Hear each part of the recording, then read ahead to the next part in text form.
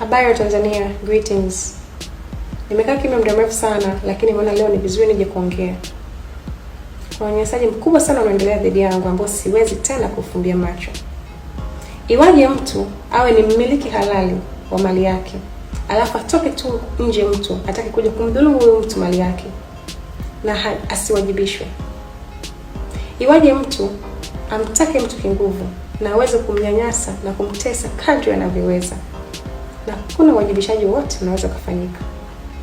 Sije kulipuka. Nimefuata taratibu zote. Nimesha ripoti polisi, na lazima niseme nimepata ushirikiano mkubwa sana kutoka jeshi la polisi. Nimepata ushirikiano mkubwa sana. Sasa hivi ni miezi 4. Kesi yangu iko Oyster Bay Police, na sasa hivi kesi yangu imefika Central. Kesi yangu inajulikana. Polisi wamefanya juhudi kubwa sana kupata ushahidi, kupata vielelezo vyote jarada langu likamilike. Polisi wenyewe wanasikia hasira na huyu mtu kwa sababu amekuwa akimuita kituoni kuja kutoa maelezo, lakini hataki. Amekuwa akifanya kiburi kwa jeshi la polisi. Gari yangu sikupewa. Kabla mtu hajaanza kusema kwamba gari yenyewe ulipewa au ulihongwa, nataka nikanushe hizo habari leo. Gari yangu sikupewa wala sikuhongwa.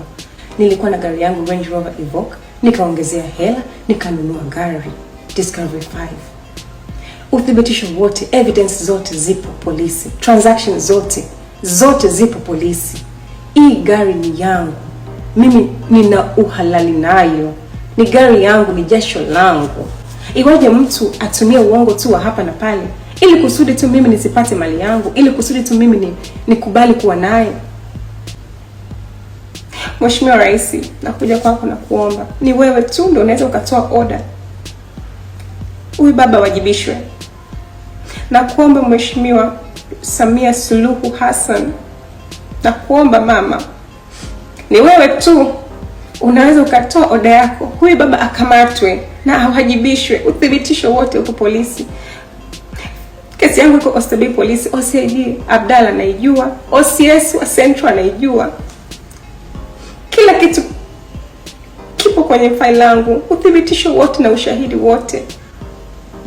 Huyu baba amefanya vitu vingi sana, vitu vingine siwezi kuongea kwenye kamera. Amekuwa akininyima mali yangu kwa muda mrefu sana, na wala hawajibishwi. Mheshimiwa Rais, gari yangu ni dhamana ya mkopo benki ya CRDB Bank. Ilifika kipindi CRDB Bank wakanipa maagizo mimi kwamba nikalete gari nyingine kama nahitaji kuendelea na mkopo, au nilipe mkopo wao kwa mkopo wote. Kwamba gari yangu imepotea tu. Kwa kama nataka niendelee na mkopo nilete gari nyingine. Mheshimiwa Rais, sikuweza kukubali. Nikasema kama gari ikipotea mimi najua bima inalipa. Gari inapoteaje? Kama bima hailipi basi gari ipo, ikarejeshwe. Iwaje mimi nateseka kiasi hichi?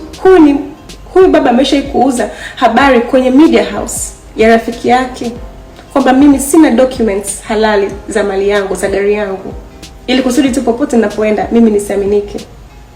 Hii inaonekana nimegushi documents. Lakini media hiyo niliwawajibisha na wakaomba msamaha baadaye. Na kuomba nakuja kwa Samia Suluhu Hassan, na kuomba utoe order yako huyu baba akamatwe. Anashirikiana na mtu anaitwa Mazini kunipotoshea mali yangu. Mheshimiwa Rais, faili langu lina vitu vingi sana. Kuna taasisi nyingi, kuna benki imekuwa involved, kuna TRA iko involved. Kuna vitu vingi sana, kuna crimes nyingi sana huyu Mazini amezifanya na zimegundulika na polisi.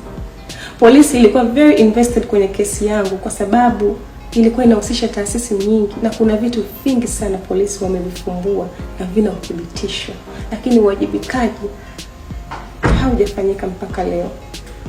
Nimeshapeleka barua kwa Mheshimiwa Zungu, nimeshapeleka barua bungeni, nimeshapeleka barua makao makuu ya CCM, nimeshapeleka barua kwingi, nimeshapata taratibu zote. Mheshimiwa Rais, nimeelekezwa na polisi fanya hivi, nimeshafanya kila kitu, lakini bado wajibikaji haufanyiki. Mheshimiwa Rais, ni wewe tu umebaki kutatua hili tatizo.